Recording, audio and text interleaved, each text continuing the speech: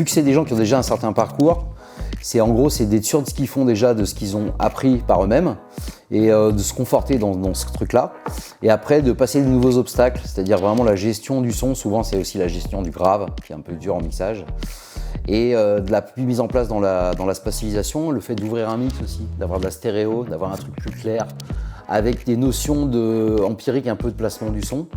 Et de faire un beau panorama sonore. Souvent, les stagiaires ils débutent, ils sont un peu toujours, c'est tout au centre, c'est hyper compacté, ça se mélange. Il y a ce qu'on appelle des effets de masque, les sons ils se marchent les uns sur les autres. Donc là, l'idée c'est d'enlever les effets de masque, que tous les instruments arrivent à bien respirer et à mieux se mélanger, s'harmoniser pour en fait faire qu'un titre, au départ on part de 5 musiciens et après on fait un titre. C'est-à-dire qu'il n'y a plus de notion de musicien ou d'instrument, c'est on va réussir une production de un morceau et donc bien sûr d'un album, parce que j'ai aussi à apprendre aux gens à équilibrer les morceaux entre eux et donner de l'homogénéité par exemple sur un live, d'avoir que tous les morceaux s'enchaînent bien et qu'il n'y ait pas des gros contrastes pour que l'ingé son devant ne soit pas en train de paniquer par rapport à la gestion du grave. Voilà, donc c'est mieux anticiper ça et aussi, sans éliminer le travail d'un ingé son, c'est de se dire que plus on est au point, plus on va aller vite en prêt dans une session de studio chez un professionnel.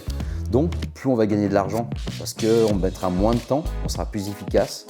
C'est aussi acquérir aussi un peu le langage aussi, les termes qu'utilisent les ingé sons. C'est important, souvent on me le dit.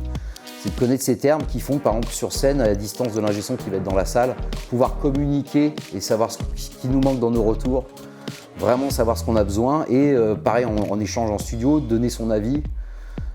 En se disant juste par exemple j'aime bien ou j'aime pas, mais se dire par exemple je préfère les aigus, je préfère les médiums, donc avoir une meilleure pertinence dans la communication avec les professionnels.